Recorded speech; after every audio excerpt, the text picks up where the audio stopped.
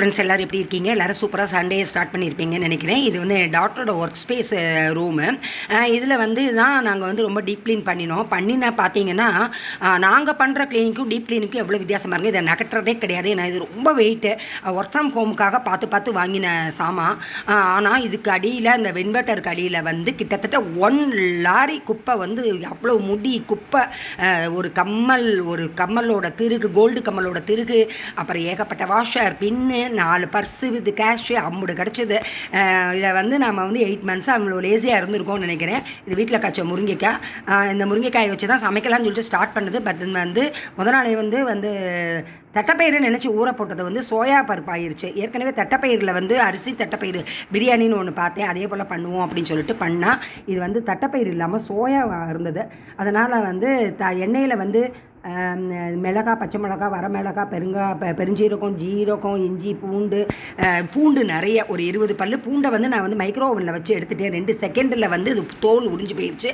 அப்படி புளி கிடையாது இதுக்கு. தக்காளி, ஆனியன், பச்சை எல்லாமே போட்டு, பெருங்காயம் காரத்துக்கு தகுந்தாப்பில் போட்டுக்கணும், கருவேப்பிலை எல்லாமே போட்டு தாளிச்சிட்டு 1 டம்ளர் அரிசி, 1/4 டம்ளர் சோயா, 2 டம்ளர் தண்ணி அவ்வளோதான் ஊற்றினேன். ஆனால் 2 விசில் கொடுத்ததுனாலே எனக்கு குழஞ்சி போயிடுச்சு. பக்கத்தில் வந்து பாக்கி இருக்கிற சோயாவும் வெறும் சாதம், தயிர் சாதத்துக்கு சாதமும் இன்னொரு குக்கரில் வச்சு வீட்டில் போட்ட கொத்தவரங்காய் வத்தல் கொஞ்சம் முத்தி தான் இருந்தது. அதனால தான் அவ்வளோ சீப்பாக கிடச்சிருக்கு பொழுது.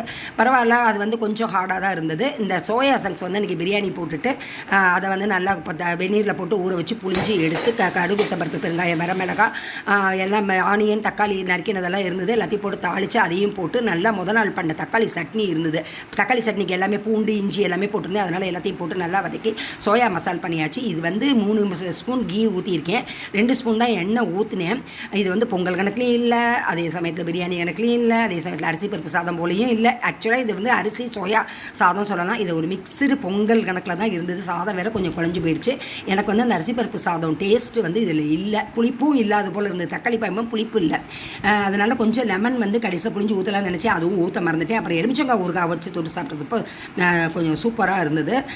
தொடுக்கிறதுக்கு வந்து இந்த சோயா பிரியாணி, இந்த சோயா சங்க்ஸுமே நல்லா இருந்தது. நேற்று நல்லா மசால் ஸ்மெல்லு நல்லா இருந்தது. சப்பாத்தி, பூரி எதுக்கெல்லாமே நம்ம பண்ணலாம்னு நினைக்கிறேன், சாப்பிடலான்னு நினைக்கிறேன். இது வந்து சுண்டலுக்கு சாயங்காலம் பண்ணுறதுக்காக சுண்டலுக்கு மேலே, சாதத்துக்கு மேலே சுண்டல் எடுத்து வச்சுட்டேன். இந்த சோயா சங்க்ஸு, கொத்தவரங்காய் வத்தல், சாதம், அரிசி அப்பளம், வடகம், மாம்பழம், ஊறுகாய் எல்லாமே வச்சு சாப்பிட்டதுனால இந்த சாதம் வந்து ஓரளவுக்கு நல்லா தான் இருந்தது. பட் வந்து எனக்கு வந்து ஃபுல் 100% ஒரு சாட்டிஸ்ஃபேக்ஷன் இல்லை. அதாவது ஒரு ஸ்மெல் இல்லாமல் இருந்தது. அரிசி பருப்பு சாதம் கம்முன்னு இருக்கும், ஸ்மெல்லு வரும். இது கொஞ்சம் சுமாராக இருந்து. எனிவே சண்டேயை வந்து நான் சூப்பராக ஸ்டார்ட் பண்ணியாச்சு.